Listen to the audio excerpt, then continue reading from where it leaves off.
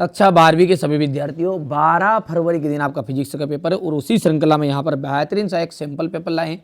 जी हाँ, most important paper है ये, ठीक है, ताकि आपको ये प्रैक्टिस हो जाएगी कि ठीक है IMP क्वेश्चनों की, इसलिए यहाँ पर एक श्रृंखला चलाई गई है सेट ABCD की।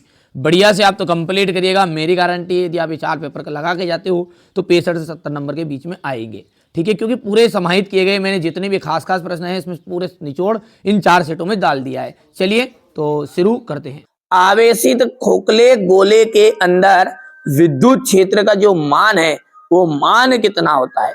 वो मान होता है 0। ठीक है, ताप बढ़ाने पर प्रतिरोध जो है वो घटता है। ताप बढ़ाने पर क्या होता है? प्रतिरोध घटता है। ठीक है, किसका घटता है? तो वो घटता है अर्धचालक का। एक समान चुंबकीय क्षेत्र में गतिमान आवेश पर लगने वाला बल कौन सा है? तो QB और इंटू B। ठीक है, अगला है चुंबकीय विद्युत चुंबकीय प्रेरण में प्रेरित विद्युत वाहक बल निम्न में से स्वतंत्र होता है। कुंडली का प्रतिरोध। तरंग सदिश को व्यक्त किया जाता है। तरंग सदिश को व्यक्त किया जाता है तो द ऑप्शन राइट रहेगा। एक संधारित्र अपने में से गुजर जाने देता है केवल AC को। ठीक है, DC को नहीं, AC को। ठीक है, यहां से देख लीजिएगा, ये क्वेश्चन नंबर आपका फर्स्ट है, इंग्लिश मीडियम वाले बच्चे के लिए ले लिया। फिर इसके बाद में यहां से देख लीजिए आप। हो गया भैया? चलिए, ये आपका क्वेश्चन नंबर 5 और 6 है। अब है आपके रिक्त स्थान, और रिक्त स्थान देखिए ध्यान से। किसी अर्धचालक का जो ताप है वो बढ़ाने पर उस चालक की चालकता बढ़ जाती है, घटाने पर घट जाती है। ज्यामितीय छाया में प्रकाश के अतिक्रमण की जो घटना है उसको क्या कहते हैं? विवर्तन कहते हैं। ध्यान से समझिए आप तो, विवर्तन। प्रत्यावर्ती धारा मापने के उपकरण धारा के प्रभाव पर आधारित होते हैं। उसमी। ठीक है, दर्पण के ध्रुव से प्रथम मुख्य फोकस तक की दूरी क्या कहलाती है? उसमीय विवर्तन कहलाती है। हो गया? फोकस दूरी कहलाती है। दर्पण के ध्रुव से मुख्य फोकस तक की दूरी फोकस दूरी कहलाएगी। उच्च तरंगों की जो खोज है वो डी ब्लॉगली ने की थी। D Broglie.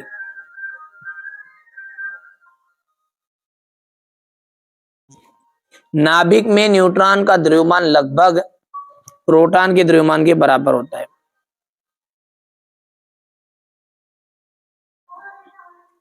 ये आपका क्वेश्चन नंबर 2 है, रिक्त स्थान फिलिंग द ब्लैंक्स है। ठीक है, अब सही जोड़ी दर चुंबक के कारण निरक्षीय स्थिति में चुंबकीय क्षेत्र की जो तीव्रता है, ठीक है, वो आ जाएगी आपकी B इक्वल μ0 अपॉन 4पाई into M upon R cube. Kirchhoff का द्वितीय नियम, किरचॉफ का जो द्वितीय नियम है ऊर्जा संरक्षण के नियम के बराबर होगा। धारावाही वृत्तीय लूप के केंद्र पर चुंबकीय क्षेत्र की तीव्रता, तो ये आपका तीसरा हो जाएगा। प्रेरण प्रतिघात ओमेगा L आ जाएगा। ये उत्तल दर्पण, उत्तल दर्पण पर आपका आभासी प्रतिबिंब और छोटा प्रतिबिंब बनता है क्या? ठीक है, तो उत्तल पर राइट बात है ये। और अंतिम जो है आपका अवतल दर्पण, इस पर ठीक है ध्यान दीजिएगा, उत्तल जो दर्पण है ना उस पर आभासी बनता है और अवतल पर आभासी नहीं वास्तविक बनता है। यहाँ पर इसने मिस्टेक कर दी है, वास्तविक। हाँ ठीक है, वो एक दर्पण में बनता है ना तो वो आभासी और बड़ा बनता है, इसलिए यहाँ पर ऑप्शन दे दिया, राइट है वो तो। चलिए आगे बढ़ते हैं।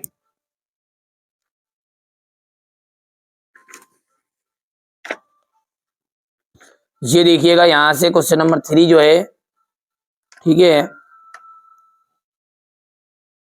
तो यहां से इंग्लिश मीडियम वाले बच्चे बढ़िया से कंप्लीट करेंगे, स्क्रीनशॉट ले सकते हैं यहां से। ठीक है, ये हो गया। इसके बाद में आपका है धातुओं में ऊर्जा का जो अंतराल होता है वो कितना होता है? धातुओं में ऊर्जा का अंतराल शून्य होता है। एन प्रकार के अर्धचालक में बहुसंख्यक आवेश वाहक क्या होता है? मुक्त इलेक्ट्रॉन।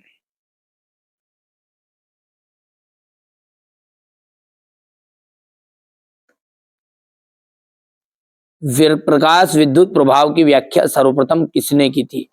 आइंस्टीन ने। ठीक है। और फिर व्यतिकरण के किस प्रकार के प्रकाश स्रोत की आवश्यक होते हैं? कला संबद्ध स्रोत।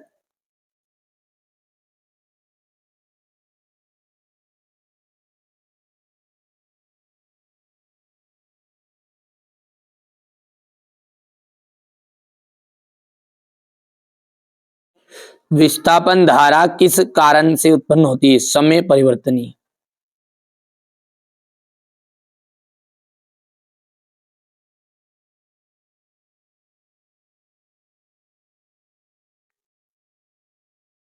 चलिए हो गया इतना। इसके बाद में आपका देख लीजिए क्वेश्चन नंबर ये 4 इंग्लिश मीडियम वाले बच्चों का, थोड़ा सा छोटा कर देता हूं ताकि आपको पूरा सॉल्यूशन मिल जाए। ये एक वाक्य में उत्तर है। तो पहला क्या है? धातुओं में ऊर्जा अंतराल का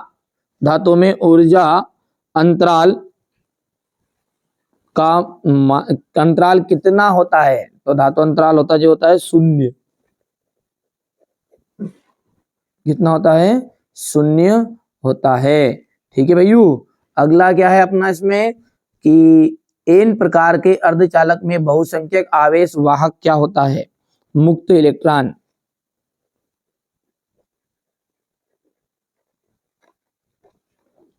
प्रकाश विद्युत प्रभाव की व्याख्या सर्वप्रथम किसने की थी? आइंस्टीन ने की थी। व्यतिकरण के किस प्रभाव के प्रकाश स्रोत आवश्यक होते हैं? तो कला संबद्ध।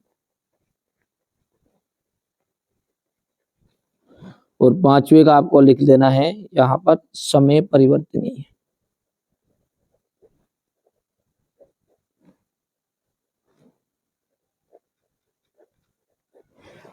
हो गया भैया। यहाँ से सत्य सत्य की बात करें तो ये इंग्लिश मीडियम वाले बच्चे भर लेंगे। और सत्य सत्य में पहला आपका राइट रहेगा, दूसरा जो है वो भी सत्य रहेगा, तीसरा, चौथा,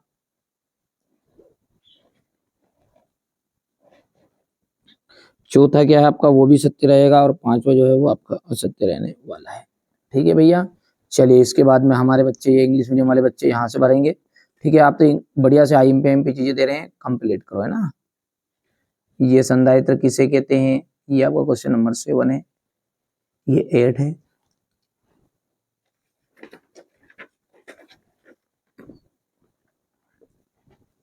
यहाँ पर भी क्वेश्चन नंबर 9। क्वेश्चन नंबर 9 के बाद में क्वेश्चन नंबर 10, ये 11,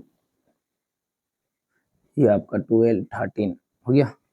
13 के बाद में ये यहाँ से क्वेश्चन नंबर 13 का थोड़ा यह रहेगा, 14, 15, 15 के बाद में 16, ये आपका 17 हो जाएगा। 17 के बाद में यहाँ से अपन बात करेंगे, यहाँ से फिर ये क्वेश्चन नंबर 19, 20, टोटल 20 क्वेश्चन।